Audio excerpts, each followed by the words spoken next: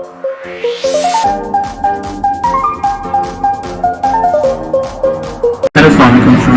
Students, आज हमारा chapter number 3 का ये थर्ड लेक्चर है इस सीरीज का, जिसमें हम Newton second law of motion को डिस्कस करने जा रहे हैं। लास्ट टाइम हमारा जो डिस्कशन थी Newton first law of motion के ऊपर थे, कुछ बेसिक क्वेश्चंस डिस्कस किए थे। आज हम Newton second law of motion को डिस्कस करने जा रहे हैं। Newton second law of motion students है क्या, इसको आपने समझना है। पहले स्टेटमेंट देख लेते हैं।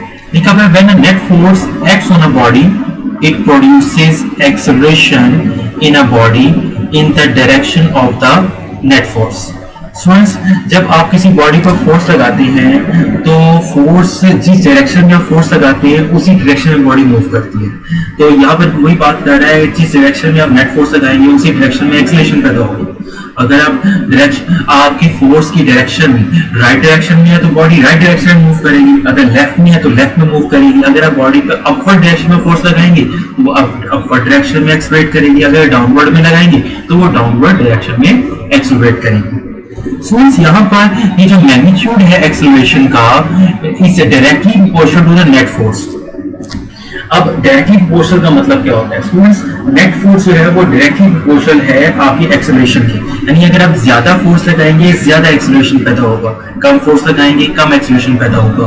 डायरेक्टली प्रोपोर्शनल का मतलब ये होता है ज्यादा फोर्स ज्यादा एक्सेलरेशन, कम फोर्स कम एक्सेलरेशन। एक चीज की वैल्यू बढ़ाएंगे दूसरी चीज की वैल्यू भी बढ़ जाएगी, अगर एक चीज की वैल्यू कम करेंगे दूसरी चीज की वैल्यू भी कम हो जाएगी। और इसके अलावा इनवर्सली प्रोपोर्शनल है इट्स मास, और जो एक्सेलरेशन है वो फोर्स के डायरेक्टली प्रोपोर्शनल है और इनवर्सली प्रोपोर्शनल है किसके? मास के। यहाँ पर दो बातें बड़ी इंपॉर्टेंट है जो कि आपको अंडरलाइन करनी पड़ेगी कि एक्सेलरेशन जो है वो मास के इनवर्सली प्रोपोर्शनल है और फोर्स के डायरेक्टली प्रोपोर्शनल है। अब यहाँ पर इनवर्सली प्रोपोर्शनल का मतलब क्या होता है ये भी आपने समझ लेना है।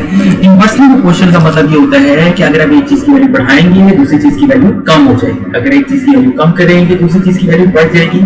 मतलब अगर आप मास बढ़ाएंगे एक्सेलरेशन कम हो जाएगा, अगर आप मास कम करेंगे एक्सेलरेशन ज्यादा हो जाएगा।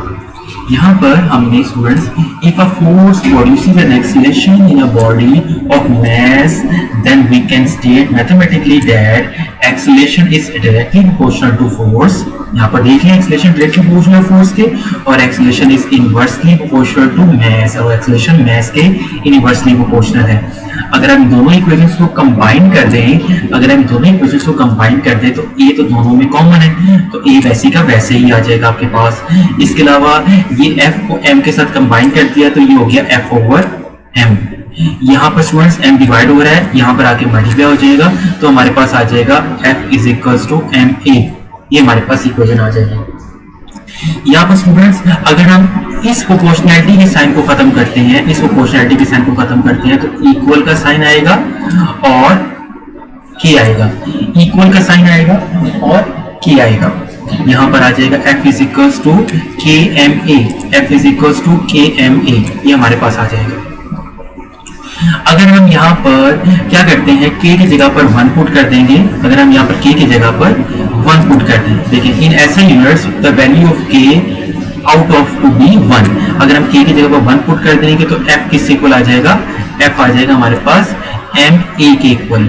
ठीक है, SI यूनिट ऑफ फोर्स का जो SI यूनिट होता है वो स्टूडेंट्स न्यूटन होता है और according to Newton second law of motion के मुताबिक क्या है? 1 Newton is a force that produces an acceleration of 1 meter per second square of mass 1 kilogram।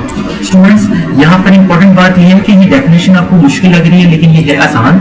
इसमें सिंपली दो बातें हैं जो कि आपको याद रखनी है कि अगर एक बॉडी जिसका मास 1 किलोग्राम है, एक बॉडी जिसका मास कितना है 1 किलोग्राम, उसके अगर आप ऊपर अगर आप 1 न्यूटन की फोर्स लगाएंगे तो एक्सेलरेशन पैदा होगा 1 मीटर पर सेकंड स्क्वायर का। दोबारा से सुन लें, एक बॉडी जिसका मास कितना है 1 किलोग्राम, अगर आप उसके ऊपर 1 न्यूटन की फोर्स लगाएंगे तो 1 मीटर पर सेकंड स्क्वायर का एक्सेलरेशन पैदा होगा। यहाँ पर दो और बातें हैं जो एमसीक्यूज के लिहाज से बहुत इंपॉर्टेंट है कि 1 न्यूटन बराबर होता है 1 kilogram metre per second square के। ये आपने स्टूडेंट्स याद करना है। ये जो दो पॉइंट्स हैं एंड के, ये एमसीक्यूज के लिहाज से इंपॉर्टेंट है, इसलिए आपने इनको याद रखना है कि एमसीक्यूज के लिहाज से पेपर में पूछे जा सकते हैं। ये एमसीक्यूज के लिहाज से है। So 1 Newton is equal to 1 kilogram metre per second square.